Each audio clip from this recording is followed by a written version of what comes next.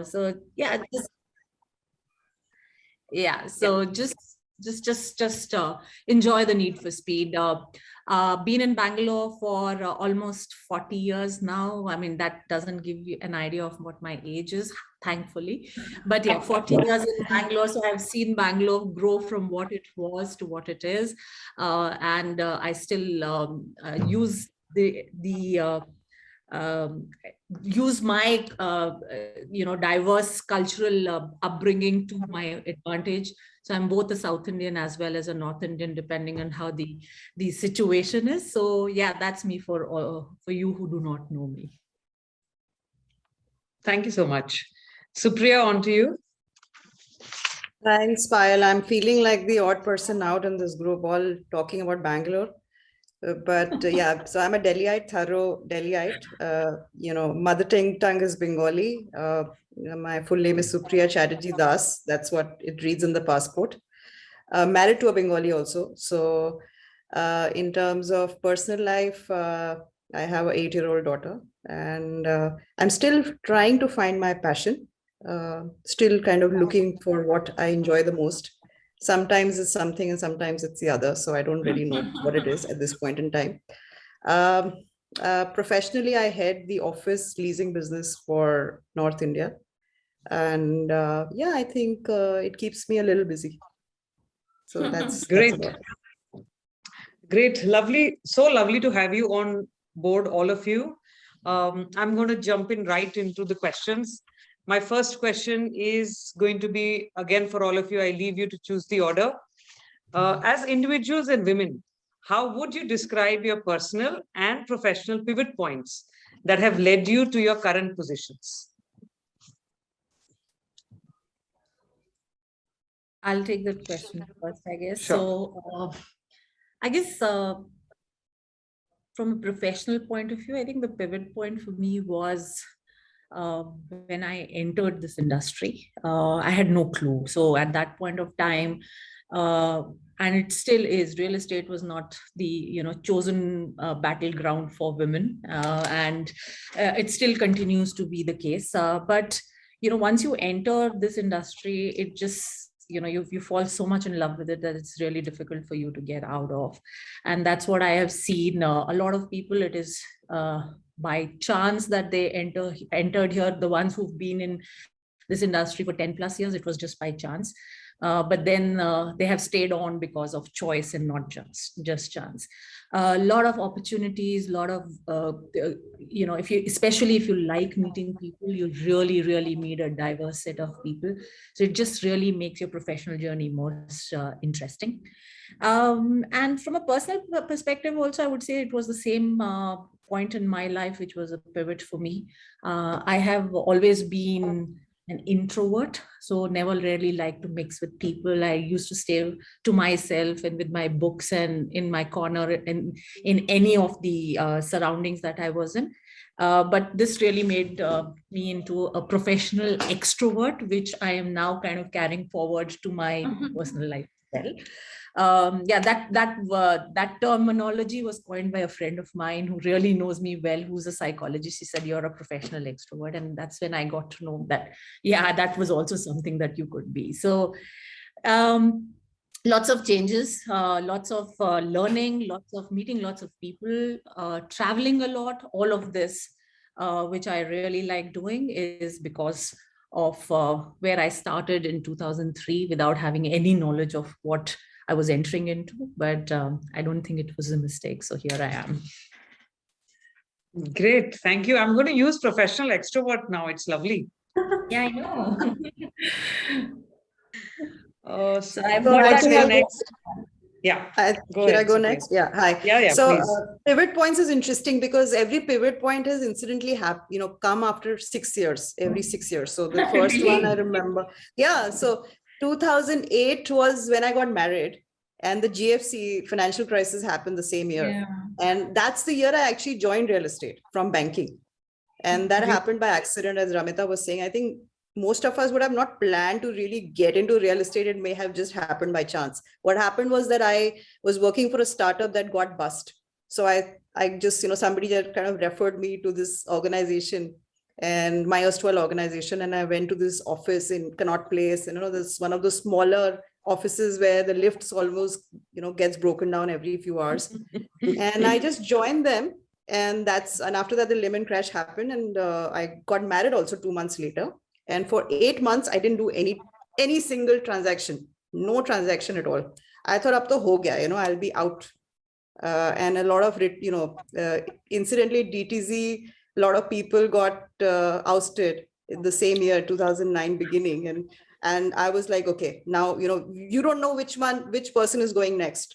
Yeah. But then it just happened that one transaction, a small transaction kind of took place, and then the other, and it sort of started rolling for me. And hopefully I have not looked back after that. And I hope it continues. So that was one. And then 2014 is when I became a mother and I got my promotion in my erstwhile organization, which I was waiting for 2 years. It came to me a little late. Things generally come, I think a lot of us relate to this. You kind of wait for things to come, and it takes a little bit of time, at least in my case. So it came, and the day I delivered, the next day I got the news that I got promoted. So that's what happened. And incidentally, the same year I switched organizations at the end of the year. And I think when I joined DTZ, and then subsequently it became Cushman & Wakefield. I think after that, thanks to this platform, and it's given me everything. I mean, most of my identity today is thanks to CNW. I can't thank CNW enough for what has happened. And 6 years later, again, 2020 is when, again, I got a little bit of an elevation. So I hope the next thing doesn't come after 6 years. But yeah, so I think a lot of personal and professional things for me go hand in hand, and I don't really switch off and switch on. Everything goes parallel as far as I'm concerned. Yeah. That's great. That's really great to have that, to be able to say that something happened professionally and personally, which was upward looking in the same year. That's brilliant. So who should we go with next, Wilma? Okay, yeah. So personally, I think, I'll start with personal, because I think when I was quite young, my parents were a real team. They had decided pretty much early in my life that the only way I can make my own decisions is to be, if I was financially secure. So that belief was built in me at a very young age. And, obviously, I really wanted to escape the upper middle class successful plan that everyone follows. So I was quite driven to escape. So literally, it started from an escape plan, which meant getting out of home and, going to an environment where I was in charge of my life. Whether that's college or whether that's moving to a different city, etc. So I think that was a big driver for me to kind of make it in my life. Professionally, I would say, every time I was pushed out of my comfort zone involuntarily, it helped me for sure. So, I look forward. Sometimes I feel like, even in office or outside, when people say, oh my God, things are going to happen, or, someone's going to acquire someone, or someone's going to leave and someone's going to come, and it sort of makes me a little bit excited, because then that means something is going to happen, yeah. I don't know if it's sadistic, but yeah, a little bit on those lines as well. So I have seen a lot of that bought, sold. Exactly. Exactly. So I've passed through 7, 8 bosses. I've moved like 6, 7 offices. So it's been an exciting ride. So definitely the theme is every time I get pushed out of my comfort zone, it helps for sure. And I think that's the theme a lot. Even with my team members or women, women around me, I do encourage uncertainty. We're welcoming uncertainty, because really you can't escape that in today's world. And the second thing would be, the influence of a very, very influence of a leader around you, right? So I've been lucky. I have a lady boss. Sounds cheesy, Ramita, but it's okay just for this call. But yeah, So I learned a lot from her. I think it's not a very easy task to lead a city with different people, different opinions, different aspirations, ambitions. Everything it's a charged environment. So I learned that. I take that from her. But even in my past, I have been influenced by some really great sponsorship and some really good leaders, male and female. And so I kind of seek that out in any space that I am. I think these two things have really helped me kind of navigate in my professional career as well. Thanks, Vilma. 7 to 8 bosses. We may have to discuss that later. It's all fun. Yes, Arpita. Yeah, so look, I think from a pivot point perspective, very comparable to Vilma in a lot of ways. I think she said whether by force or otherwise. I think in my case, it's otherwise. I've made a lot of changes and taken a lot of alternative roles. That's been really pivoting for me. So 14 years in this industry, 15 years, but started with HR, went into strategy, went into FM, now into, multi-X kind of sales, etc.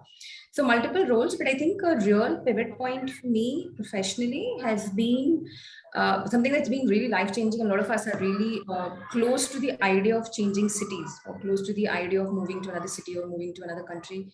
But it's so enriching. So I've changed, like I've worked obviously in Delhi, Gurgaon for the longest. I've worked in Australia. I've worked in Hyderabad. I've now moved to Bangalore. Every change of city just makes you so much richer professionally and personally. So I think that's been a great pivot point for me, all of these changes. Vilma spoke about 7, 8 bosses. Because I changed so many roles, I must have had the same number, if not less. Yeah, I know. But I think one thing that's really, really been a pivot point for me all throughout, I think I'm probably one of the very few people who would say I've just been blessed with really good bosses who became friends, who became sponsors. And you can be fantastic, but if somebody closes your eyes to your talent, so I think I've been a huge beneficiary of that. Incidentally, all men. So I have no reason to complain about men. That's good. That's very good. I've never had a female boss ever, except for once, who again I learned a lot from, but she wasn't really my direct line manager, so to say, etc. So I think that's one thing I've missed. But yeah, I think a lot of changes, being open to changing cities, and just support from line managers, mentors, people, etc. It's just been hugely pivoting. Thank you so much. Those were great introductions. Payal, we are not going to leave you. So every question you ask us, we're going to ask you back the same thing. So you have to tell us what's helped you pivot. Good one. Pivot. Yeah, I've had so many pivots, it's the same. I would say I could see a lot of things echoing when you were speaking. I was thinking about when Ramita said that she landed into this by accident, but stayed behind by choice. So I think became an architect, thought I would be designing offices. Even when I look at other architects' works, or we see world famous architects, put out their buildings, and you feel so puny. You're like, okay, you're only designing offices. But I landed into this by accident.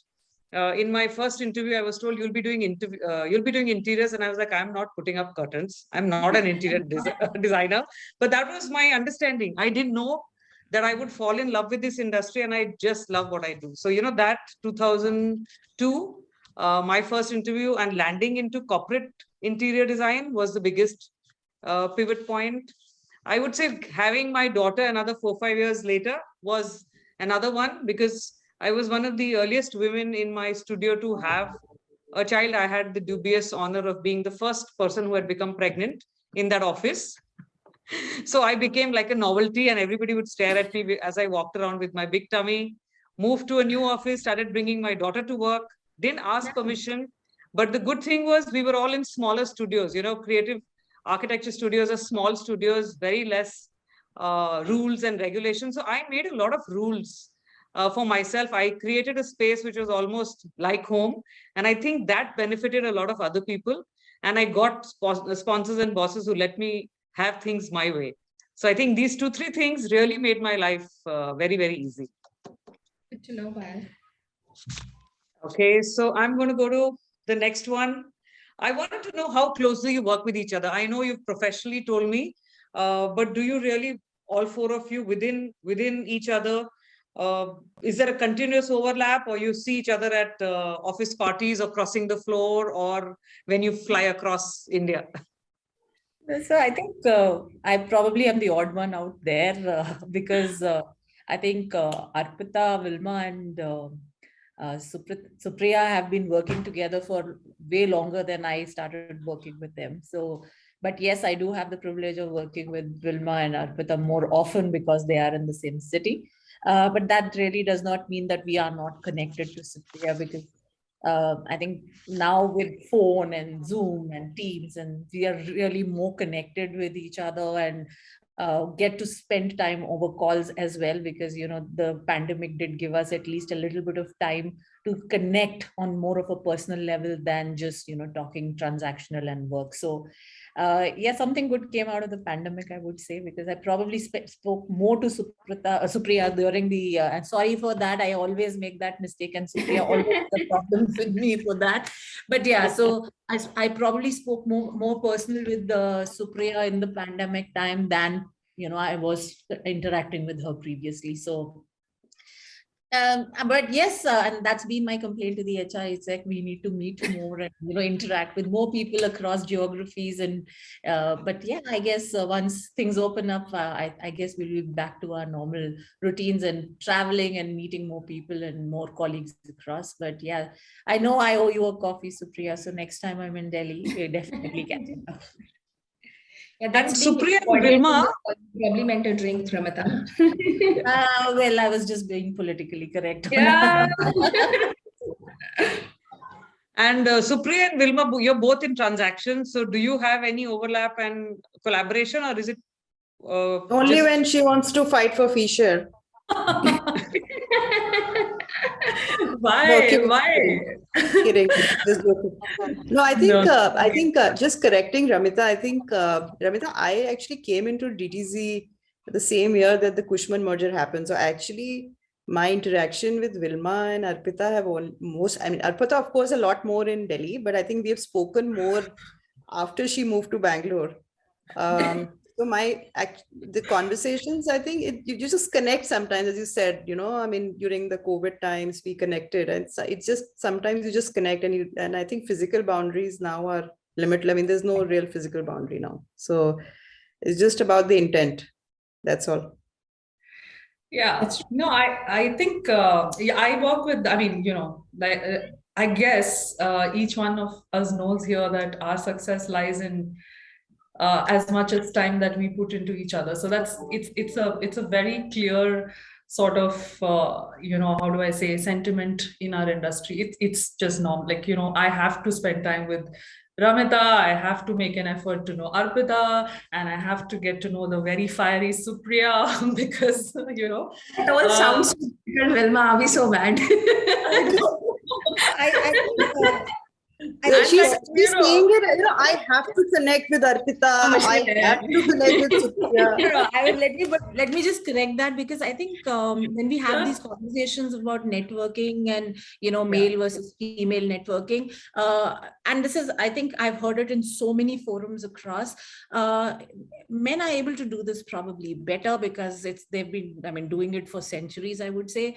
Though on the contrary, I think women have been doing it for longer than men, probably not in a professional environment, but they've been doing it longer. But I don't know, there is still this thing in a professional environment. It takes women, even if you're working right next to each other, probably to connect and build those personal networks. It probably takes us longer to do. I don't think there is any challenge in that. I think it's just a matter of probably the next generation that enters the industries that we work in. It'll be a lot more easier, and I would probably take a little bit of credit for that, because we would have paved the way for them and things easier. So I guess we are all learning. It's a new learning every day. But yeah, one obviously conscious effort that probably all of us in our little spaces are making is we're trying to get more and more, obviously based on merit, but more and more people into our fold or into our professional careers, because at the end of the day, the more people that you're encouraging to join. I still remember I joined real estate from more or less from campus. My first interview, by the way, was with CNW. They scrapped the role. And then I joined some other firm, and then I ended back in CNW after a lot of years. But then I've seen that, there is a conscious effort that is being made to ensure that based on merit, there are more women that are joining the fold. And again, it comes to us, for this point that you made, how do we make that effort to ensure that there is smooth working environment, they work with each other together. So I think that's changing a lot. We did not, at least when I was in the industry, when I joined, we did not have mentors, right? Mentorship, especially in an industry like ours, which is like reigned by men, so to speak. I don't buy into that concept, but it's that's what it comes out. I think it was never there. I've always felt the loss of a mentor. I think a lot of people that I now see, I work with Vilma very closely, and I see her mentoring. The way she mentors her team is phenomenal. And Arpita doesn't work with a very large team, it's very small, but still I can see the effort across the floor, right? And I've heard such great stories about Supriya. So I guess it's all building, and though we're in our own spheres, we are doing a lot of things very similar, and I'm sure we're going to see the fruits of it in the near future.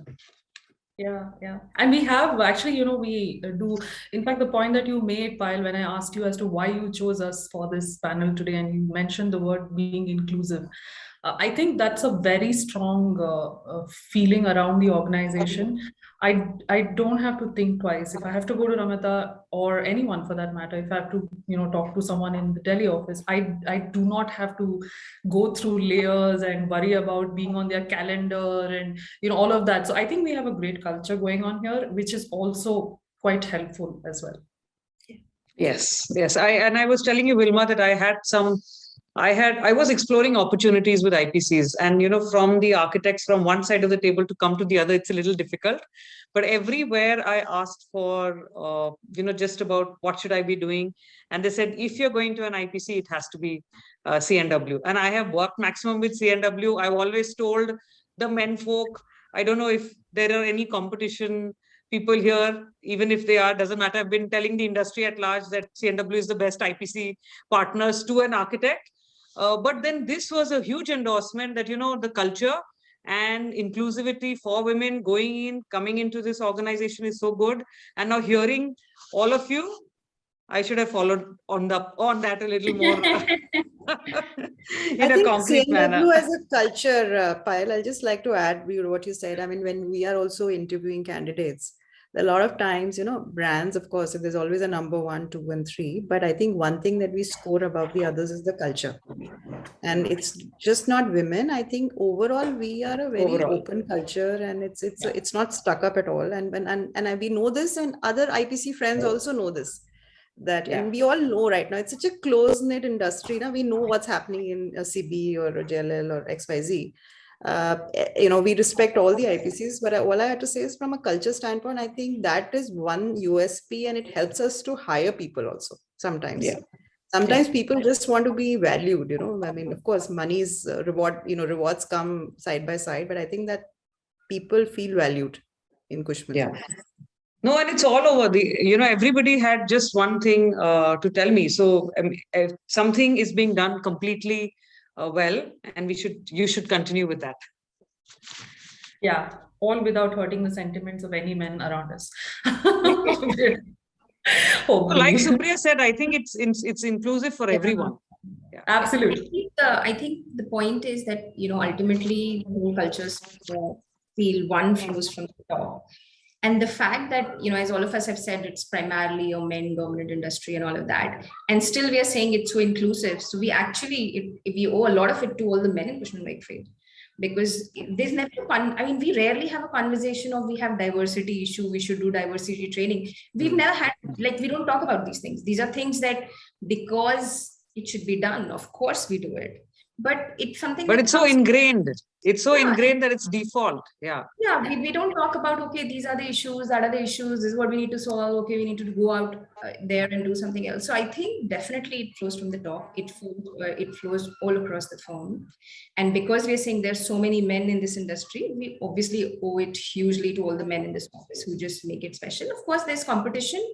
And we all, have competition within ourselves, among ourselves, but that has nothing to do with men and women. It's just generic competition as well. Work, and we enjoy our successes because we know we're winning, not because we are women and we have a quota.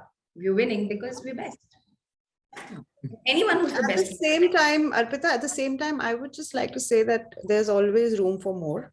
And I Yeah. think, and whether it's a Cushman or, any other, IPC or real estate company, I think most of the women are still in the, the lower management level. And I think that's something, it will happen with time. There is Yeah. room for improvement. And I won't say it's all hunky-dory, at least that's how I'll see it. I think there is a lot of room for improvement, and it always flows, and there has to be a beginning somewhere, right? And I think from that perspective, Cushman definitely scores above the others. But I think it's also about opportunity given and opportunity taken, right? So, Yeah. see, there are so many times where I see opportunities that are there. It just takes guts to just pick up your hand and say, yes, I want to do it, Yeah. right? So I think some of it is our responsibility as well, right? Because if we do not step forward, nobody would really know that this is something that we wanted or we wanted to do. I still remember where I stepped into my current role. My previous boss was like just on his way out, and his role was getting open, and I was in two minds: should I, shouldn't I? Maybe I'll get recognized for all my great talents that I bring to the table. Then I realized that it's my responsibility to myself. If I want something, I need to ask. And I raised my hand, and my boss at that point, he said, "Oh, really? Did you want it? I didn't even realize you would want something, to change in your career." So I think it's our responsibility to ourselves as well. We could be in the best of the organizations, best of the cultures, but if we want something, I think we need to voice it out. So I think that's again something which we owe ourselves. 100%. Couldn't agree more. Like And what Ramita, you had spoken about this a little bit more in detail, and that had really blown my mind that time. I think 3.5, 4 years back, or 3 years back at least, at the Paul, when we had met for a morning meeting. I remember walking into the meeting thinking it's all hunky-dory with the women's space. There's nothing wrong with it. And it was such an eye-opener to see the others, and then you giving a completely different perspective. So it was rewarding. Like Supriya said, things are quite okay. There is a lot of awareness, but a lot more needs to be done. But I hope you're speaking about your story constantly, regularly to a lot of younger women, because it's very powerful. So I keep telling you, Payal, you'll probably need to hold me back, because once I start speaking, I don't stop.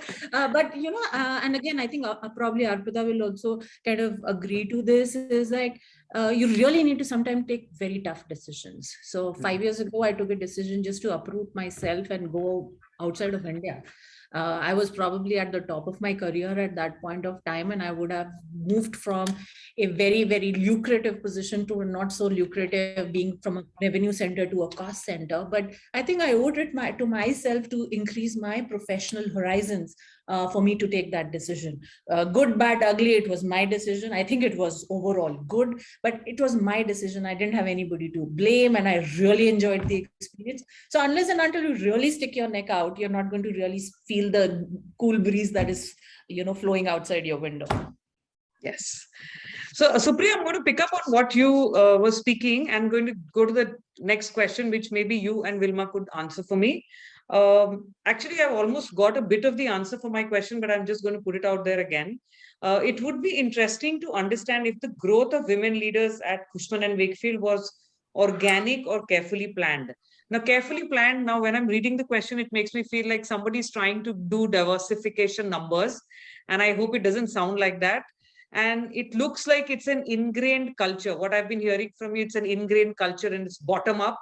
But just try your hand at this. And what was happening maybe some time back, what's happening now, and what you are planning? Sure. I think I can speak for both Wilma and I think one thing you cannot plan is, it's a bit like cricket. You have to be always in form in our industry, and if you're, it's you don't, it's a merciless industry. If you're 24 months go down the drain, you're gone. So you have to be at it. So when we say that careers are, I don't think it's it's just generally organically, it just kind of worked for us, and that's why we are here today.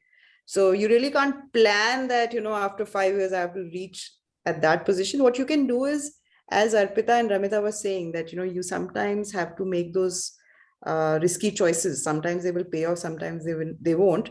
But even I think where Wilma and I have had, I think I can speak for Wilma also, we've had very stable trajectories in terms of trying to get our numbers going every year on year, making sure that our teams also do a wonderful job. I think that's happened organically because we've kept the focus.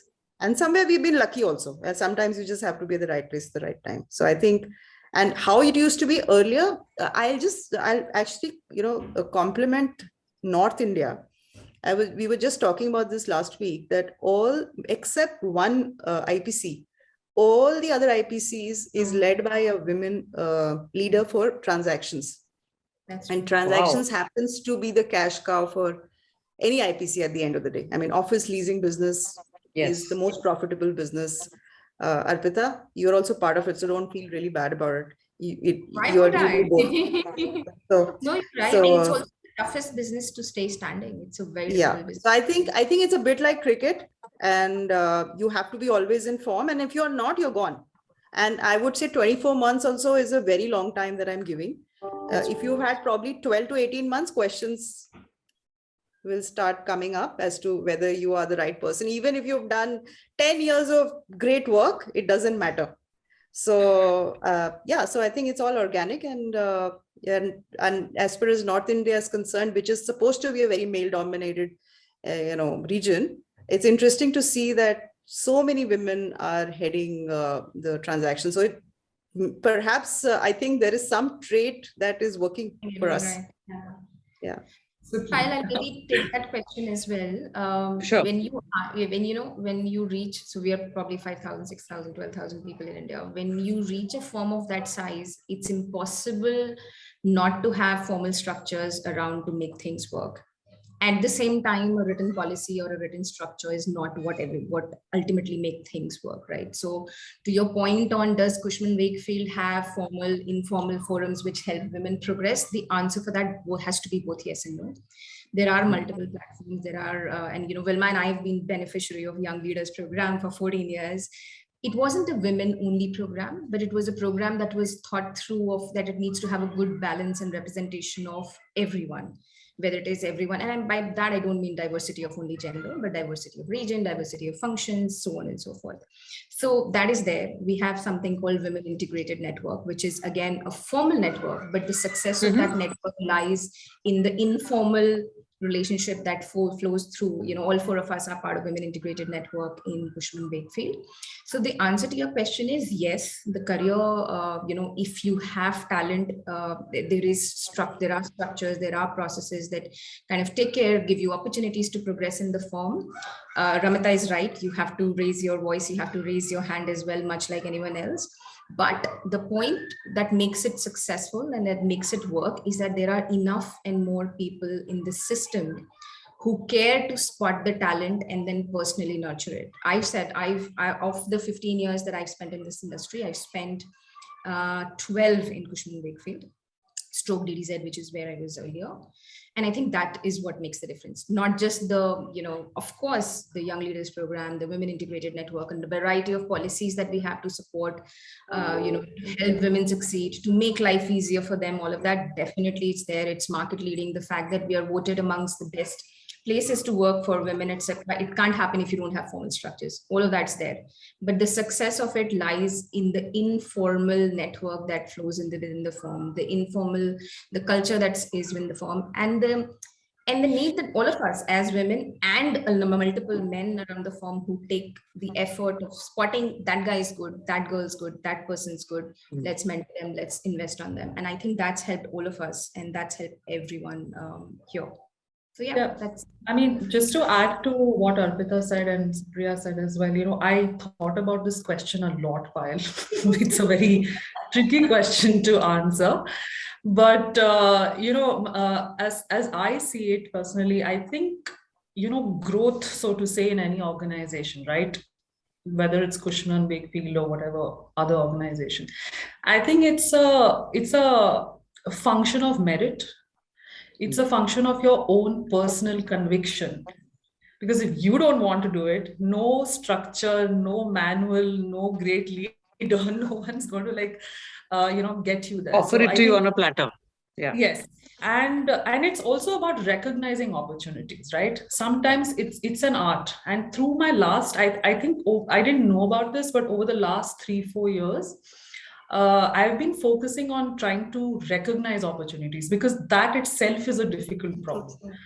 It's very difficult to keep your ears to the ground, to the multiple people across your organizations, to what's happening in the world, to what are those opportunities. So I think recognizing opportunities, and to all the audience as well, this applies to each and every one of us, right? If we are able to recognize those opportunities is when we can sort of put ourselves out there and say, hey, listen, I want to do this. I want to get there. I want to, I want to try my hand at this.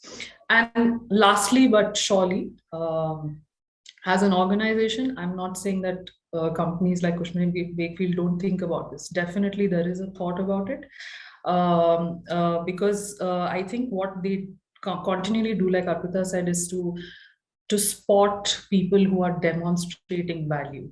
So it's not because you're a woman or a man, but it is to spot who is that person who is continually demonstrating value, and then create platforms and create opportunities for you to get better. And that, I think, is what CNW does amazingly well. I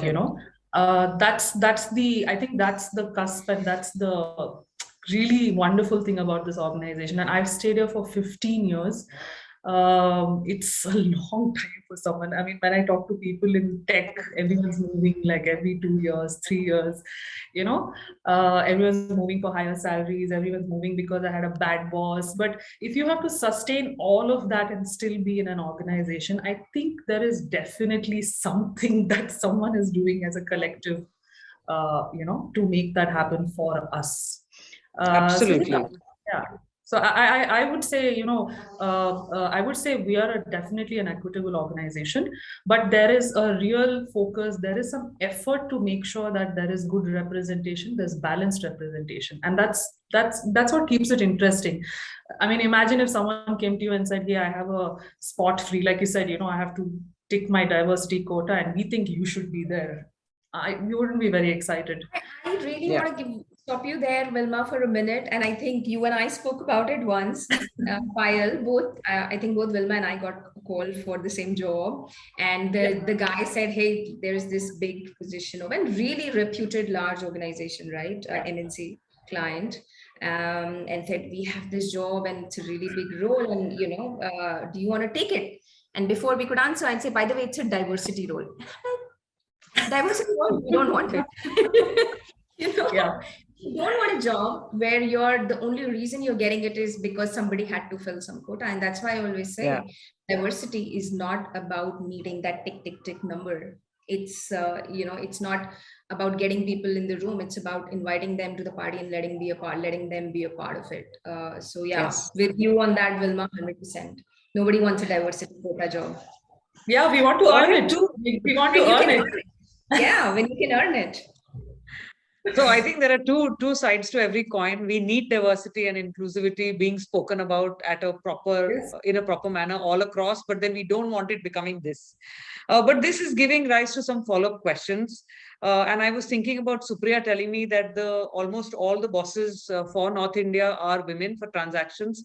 And that's so brilliant. We were at the Wire event launch, I think maybe a week and a half back. And we were hearing a person from construction management background speak about women coming in. thinking that they were joining the project management site or a company, maybe going to be working more on design, but didn't really want to go to site too much. And when they went to site, they were all covered in dupattas and all. So I wanted to ask you, and I think, I don't know, it also sounded from Supriya that usually transaction domains should be led by men or would have been led by men till now.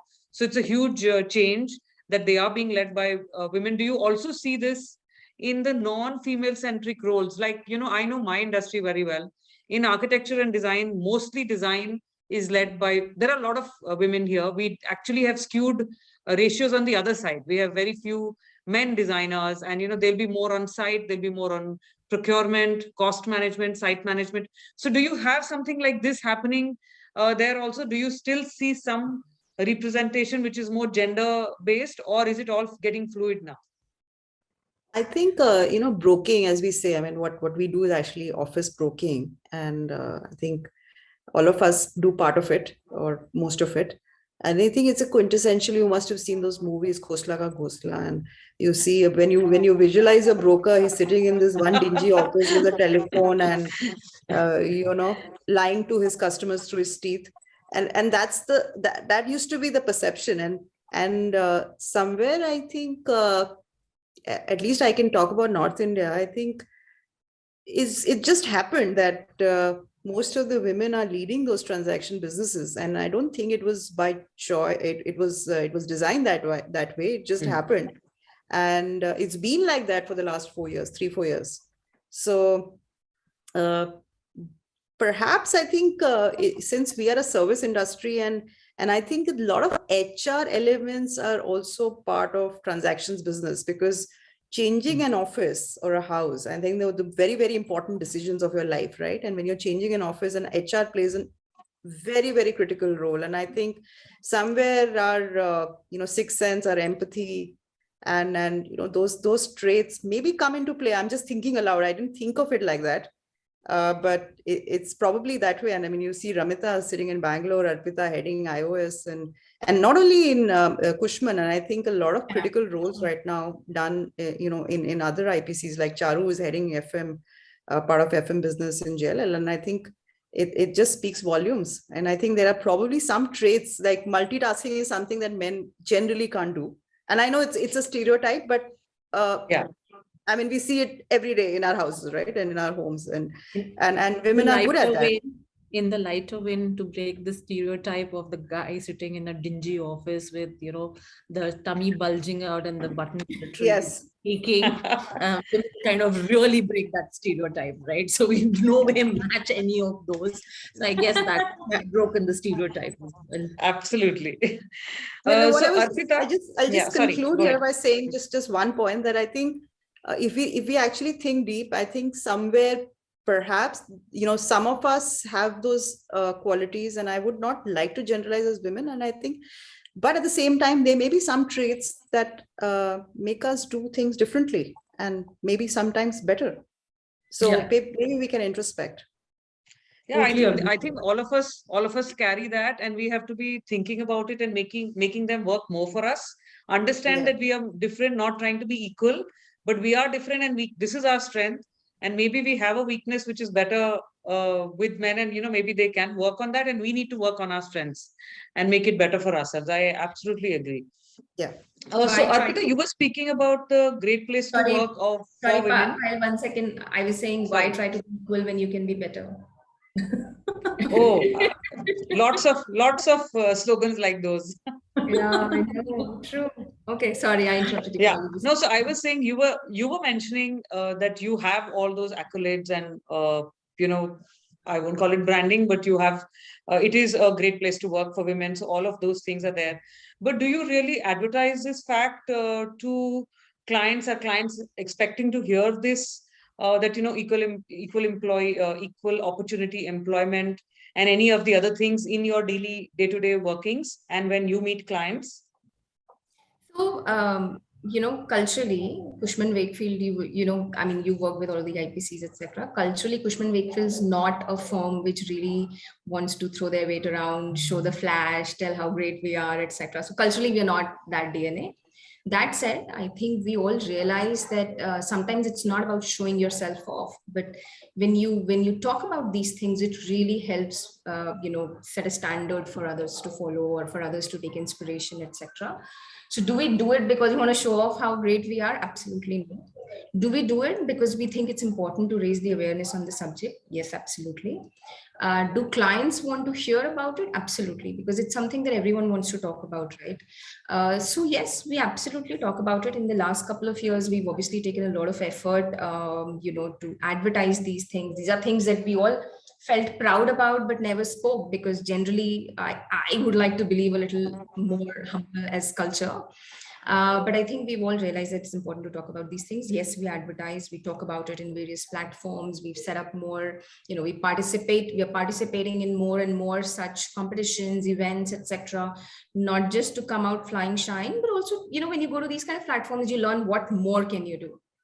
Yeah. So, just having a policy, a good maternity policy is no longer good enough, right? So for instance, I think a couple of years back, we kind of implemented this policy where you're saying that if a woman with a child needs to travel for work, the firm will pay for the nanny and for the child's travel as well, and for their stay. So these are all things that you learn once you go out, you engage with more people, and you constantly challenge yourself to do more. So yes, we most definitely talk about it, Payal, because it's something that we're both proud of, but also we think it's our moral responsibility to talk about it so that we can help other firms and other people take, inspiration from it and do their parts in their worlds. And I'm sure the clients, when they come to work with you, they also see the benefit of it and just not hear it as a marketing spiel, but see the difference that is created all across the board. I'm sure they understand and appreciate that. Yep, Payal, sorry. No, you go on. No, go ahead. What I was saying, Payal, this industry is no longer that young. I think we started in mid-90s, etc. So clients are really mature. You can't just show them flashy stuff and hope that they will, buy it. So if it's not backed by substance, nobody buys it, really. So yeah, I think that's all that I'll say about that. Ramita, you were saying something. Yeah, I was actually wanting to add just 2 points here. I think more and more, when we are asked to formally respond to RFPs, more and more we are seeing diversity as being a factor of it. And it's not just gender diversity. The diversity is coming from a lot of things, right? It's all also experience, which is again very varied, skills which are varied, and both there is a lot of focus on EI as well, emotional intelligence, when we are talking to clients now. So that's adding another factor which is coming out evidently. Earlier it was more never spoken about, but somewhere there was a gray line and you were expected to present it. The other thing, I would probably give a personal example. Same client, 10 years apart, pitches that I have held. First pitch, I was probably the only woman in the room. And, I was like, initially it was like, everybody was very guarded. What should we speak? What kind of communication? We can't be ourselves. 10 years fast forward, same group of people by chance. Generally, we see a lot of changes. Same group of people, and the atmosphere in the room was so different. We had representation even from the other side by their female colleagues, and age diversity was there, gender diversity, experiential diversity. There was so much more going. So I guess that's something that is happening in the world that we live in as well, and the world that we work in, more so now than it was previously. And I guess like we discussed previously, though it's not a written rule,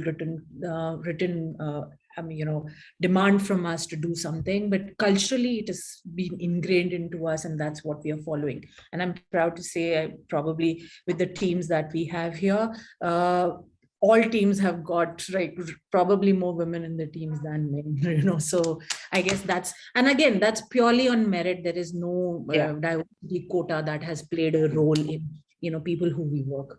So just a couple of anecdotes there. No, that's very, very heartening. Arpita, you want to add something else?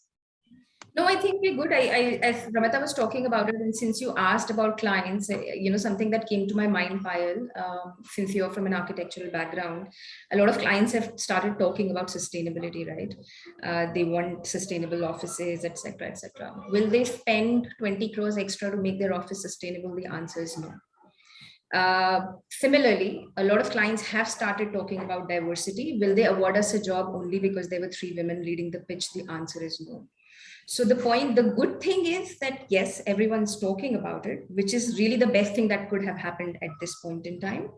The better thing is clients they're keeping their eyes open. They will always give the job to the person who most deserves, and not because whether it's a woman or a guy or a gay or a transgender, etc., etc. So you can't fool clients at all. The thing is, it's being talked about. That's good. If you go into a pitch, 3 women are leading the pitch, you are sure to know that the client will talk about it. Will he give you the work only because of that? Chances are that's not the answer. Yeah. And I just wanted to add there, Payal, sorry for a quick second, is that, when you spoke about clients, and Arpita just talked about something called the Women's Integrated Network. It is an initiative which is not just in India, it's an Asia Pac initiative. So, we know that it's not just a local topic that's being thing. It's a very important thing that's being addressed. And as a part of that, sometimes we do external events as well, right? So, and a really interesting thing happened because we approached one of the really large investment banks and the person there to speak. And if I had to do that normally, it would take me like weeks and months to get an appointment with someone like that. But the moment we said that, hey, this topic is close to our heart because we're interested in the progress of the women in our organization, but we don't want to be the only ones bringing that message in. We want to know if this is a sentiment outside as well. And you won't believe it, the passion and the interest that people show even outside in a lot of organizations outside Cushman & Wakefield, it's quite noteworthy actually. That's absolutely so heartening to hear. I mean, this is so what we're seeing a balance again of how we can do things well and how it can just be a catchword which has to be ticked off. So I was just thinking, like Ramita, you had that experience a decade across. Maybe we need to get back together in 3 years and talk about this again and see how much of people are still trying to do quotas, or because they're trying to do quotas, it'll start percolating. It won't become default. It'll take a decade to get there, but I think we'll see that shift happening soon. Honestly, Payal, we still see quotas in the oldest organization in our country, which is a government and parliament and so on and so forth. So I don't think I'm really down to change all of that, as long as the domain that I control or the environment that I am in. As long as there's no quotas in that, I will be a happy No, person. absolutely. I was only talking about diversity quota in our industry. I'm not even going anywhere beyond. So coming to anecdotes, Ramita, you were saying just a few anecdotes. I'm going to ask you to tell me some fun anecdotes that you've had in professional settings. So just taking the conversation more to a lighter note, I'm sure a lot of us have had a lot of faux pas or fun incidents. And I'm sure if we start talking, we'll have many things to relate to each other. So I was just thinking if you want to share something. Any one of you. I think I could start. I hadn't thought about it. It just came to my mind, Payal, when you spoke about it. So, I'd gone to very large FMCG client. I'd gone to their office, and the person at the reception was not the usual reception lady, but it was a newly kind of a guard who was probably new, etc. He calls inside and he says, "Aapse pata milne aayi hai," whatever the guy on the other side may have asked, right? I think the client asks, is she alone or is she with more people? And the guard replies, "Ha, sir, madam single hai." And everyone who was in the reception, they all just started laughing. Madam single hai. So yeah, I think that sometimes you do have these completely unintended remarks that come from people, but it's fun. Yeah. Anybody else want to take a shot at it? It's nice. I mean, no anecdote as such, but it's a lot of times now what happens is that, as Ramita and Arpita was saying, 40% of my team are women. So sometimes what happens, incidentally, we go to a very old school landlord and there are 3 ladies going and asking for fee. And fighting, and then ये ladies आ गई है मेरे सामने लड़ रही हैं.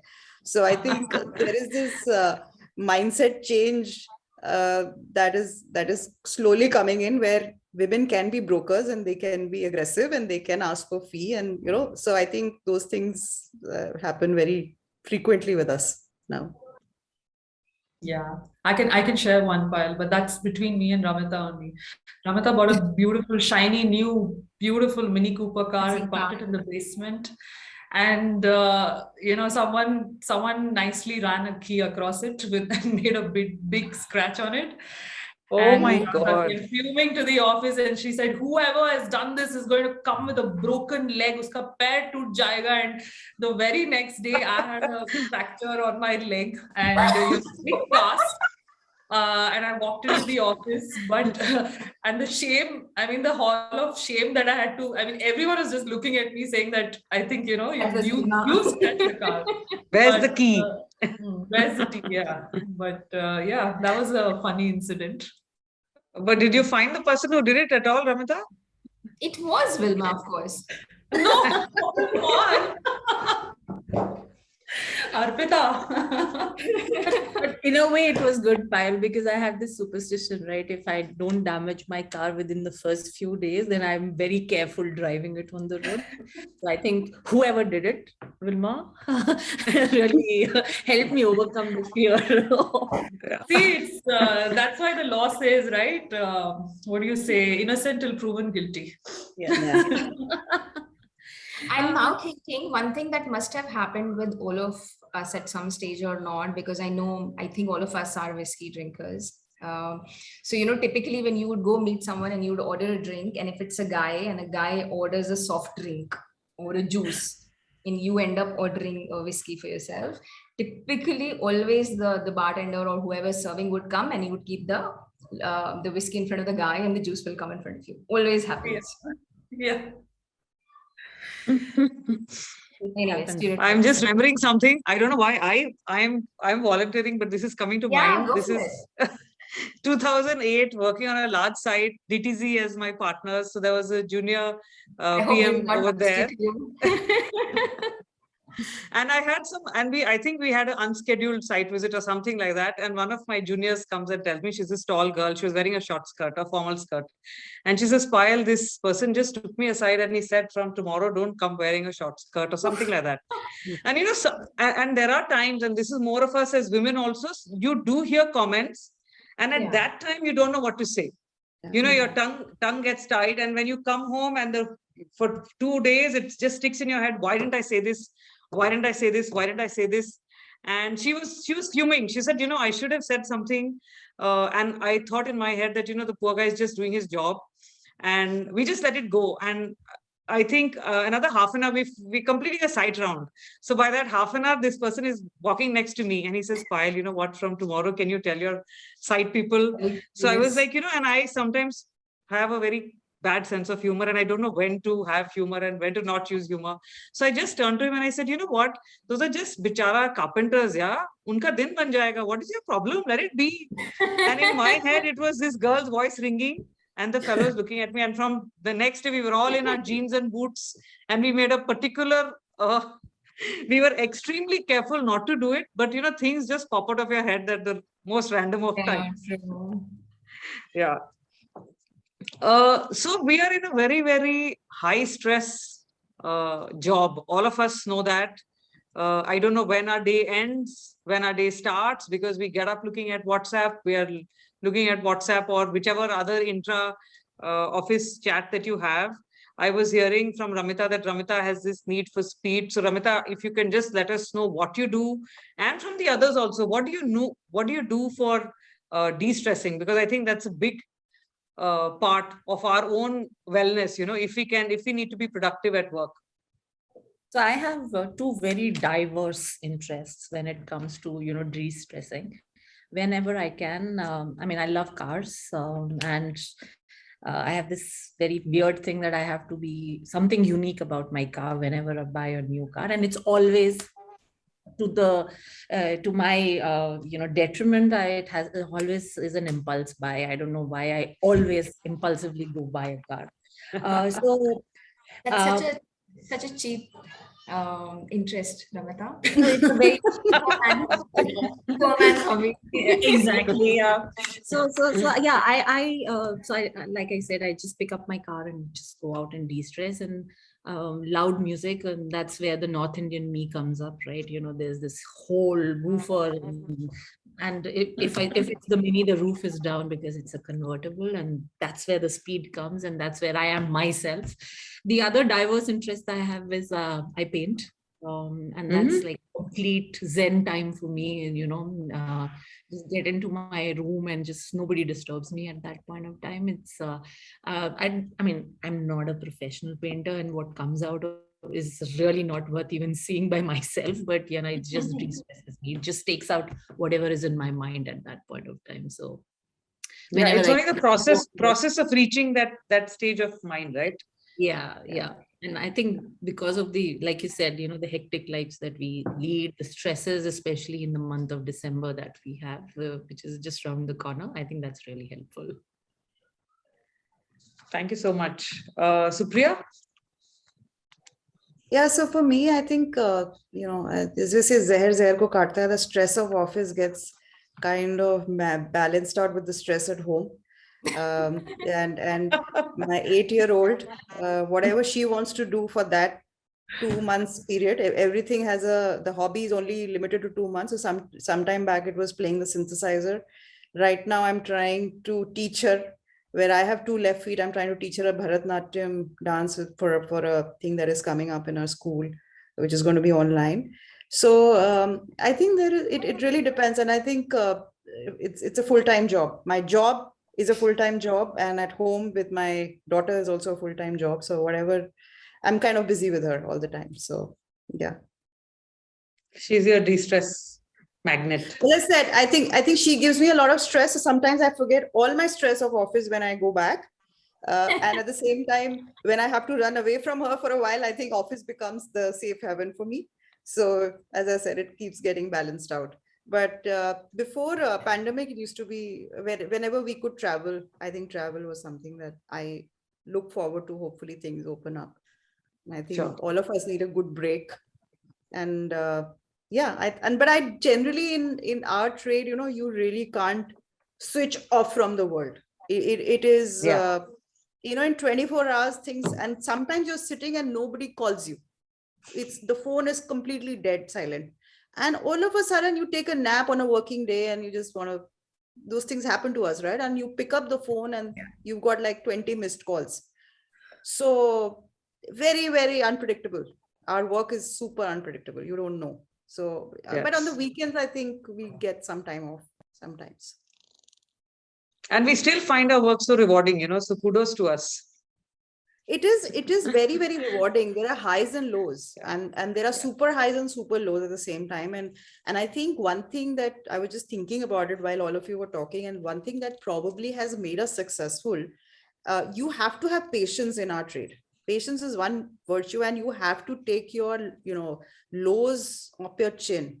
If you are always, if no one can say here, and especially in our trade, that they've always had super highs only.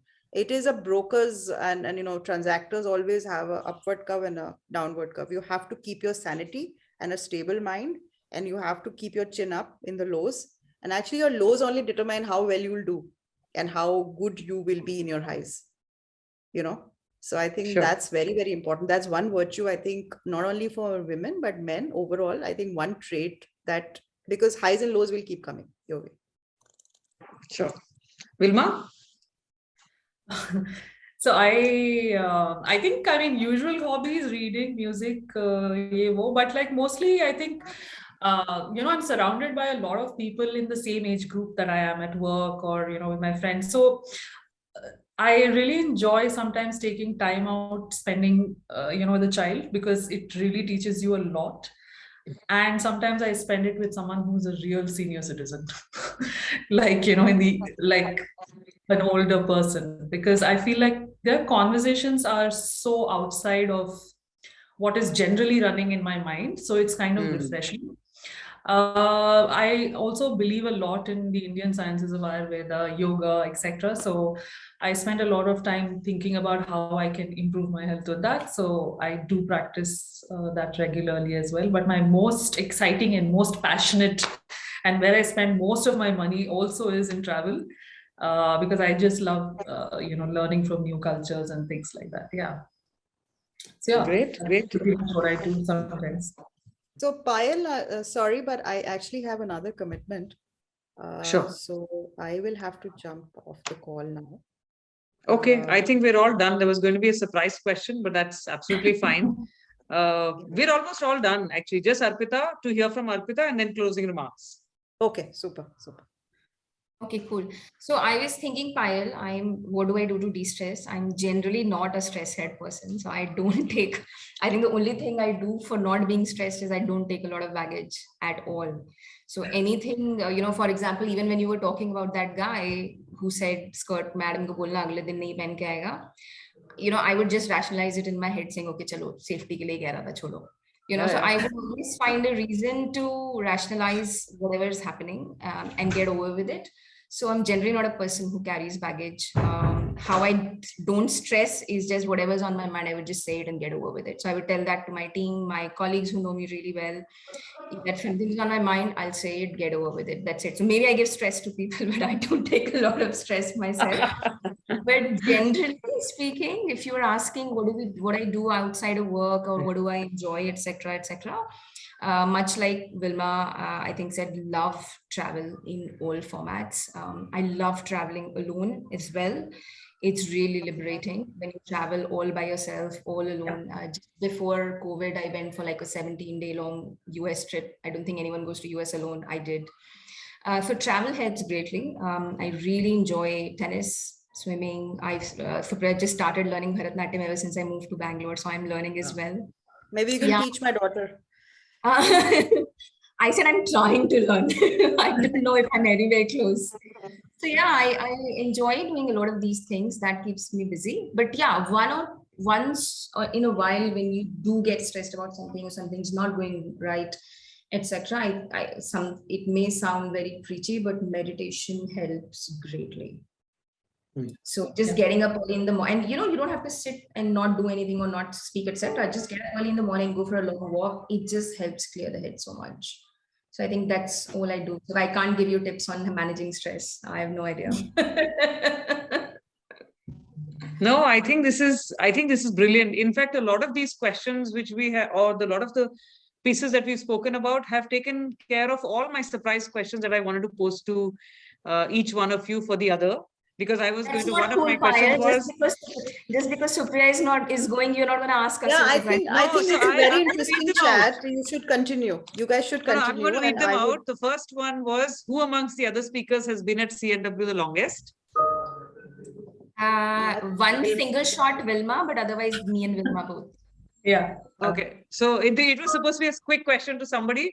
The next one was, what is Ramita's favorite pastime? She's answered it very, very well. And Supriya, I was going to ask you about Arpita, because at least you two had spent time in Delhi. What was Arpita's favorite pastime? So these were the kind of questions that I had, but I think we've covered a lot of ground. I think Arpita's, I've spoken to Arpita more after she's moved to Bangalore than I actually spent time with her in Delhi. But I think if anybody was not sleeping during the session, they would have heard Arpita saying that she loves to travel, and I've seen that myself. Because I joined in 2015, that's when you did some trip. That time you'd just come back from Australia, then you went to the US. So I'm pretty jealous of her at times. She does all these solo trips, which I can't do. So yeah, I think she loves to travel. So being mindful of the fact that, Supriya, you have to go, any closing remarks for the people who are listening in? And I think Ramita also has a hard stop. No, my call got cancelled. So okay. Supriya, okay. Probably. No, I think it's great, and I think we should do this more often. And I think these conversations always help. Sometimes it's so difficult to have all 4 of us in one single room, even if it's virtual. So it's great to hear from all of you and great to learn from all of you. Harsha, thank you so much for this opportunity. And Payal, you've been a great moderator. So let's keep the conversations going. And thank you for whoever's listening to us. Yeah, no, when this started, guys, when the call started, I said, okay, I'm off camera, right? It's not my job today, so I'm going to relax. I made a cup of coffee, but then I thought I should have had a glass of whiskey instead because. Got you. But no, it was really, really good listening to the other side, as I said, because I talked to women from across Europe and UK. But it's heartening to hear that same sentence that Ramita, you mentioned. I was the only woman in the room, right? And that was 10 years ago. I've heard that so many women say that, whether it's in Spain, whether it's in Italy, whether myself here. But it's so good to hear that after 10 years, when you meet those clients, the conversation has changed, the atmosphere has changed, right? And it's amazing to know that it's the same in India as well, which I should know. But just quickly, when we first did that event in December 2019, one of the journalists from UK had joined on that call. It was a virtual event. And after the event, she called me and she said, I am just blown away that I thought women in India, for them, it's still very much about being brown skin and very much about being, yeah, developing country. But she found that women were just so career oriented, you know, and that we take so much pride in our work. So when you talk about diversity, it's not just men and women thing anymore. Yeah. It's a lot more. It's about country, it's about culture, it's about skin color, everything. So I really feel proud when I hear you guys talking about it and how passionate you guys are about your career, and you know, you hold yourself so proudly. So it was really interesting. And Ramita, I surely think it was Wilma who scratched the car, even though I don't know you, Wilma, but the way she was smiling away, you know. I've got a jaw lock now. We've settled that score, Harsha. No longer holding a grudge against anybody for that matter. No, but it was hearing you all. And yes, Supriya, you're right. We should be doing this more. Of course, just because you guys can talk more like this and we get to hear what's, you know, going behind the scenes. So thank you once again. Thank you to your team who helped us arrange this. And Payal, thank you for hosting it. You're welcome. And I'm just thinking, we have 2-3 more minutes. I'm going to slide in something in the last minute, knowing that we are recording it, keeping this for posterity, keeping it for a ready reckoner when we speak again, maybe 2 years down the line. Any advice or learnings for younger women who will listen to this, who are going to be entering the industry? I would say just be yourself. And I think all of this men, women, diversity, it's not something that should really scare somebody. These are just like, you know, very big words. It's not anything that really makes, at least for an individual, it's not what makes it. It's what you want to do, how much you push yourself, how much you, like I said, put up your hand. I think that's what counts. And then the sky is the limit. There is nobody as limiting, no other limiting factor to you than your fears. There is nothing else that is limiting you. That would probably be what I would say. If you want to have a sustainable, very long run, I think just be genuine. Because if you just want a very short run, then you be as you want to be. But if you want to have a very long career, just be genuine, and I think things will come your way. So thank you to all of you. You've been a wonderful group of speakers, and I'm loving the chemistry, if I can use the word, between all of you. So, and I've recorded this session, guys, because I know not everyone can join in at the same time. So we would be putting this up on our website, and also to go out on our newsletter to 4,000 people that it goes out to. For sure. Yeah, we would appreciate a link as well, because we did receive an email yesterday morning from our APAC HR head, and she was like, she would love to be part of this, but the time difference between Australia was not working out. So it would be really great if we could get the link as well. Surely, it'll take us just a day to kind of compile it and edit it and all, but I'll surely send across a link to you guys, Ramita. So thank you once again, guys, and have a lovely day and a lovely Christmas, everyone. All right. Thank you. Bye-bye. Thank you, Miles. Thanks, Harsha. Bye-bye. Bye-bye. Yes, yes.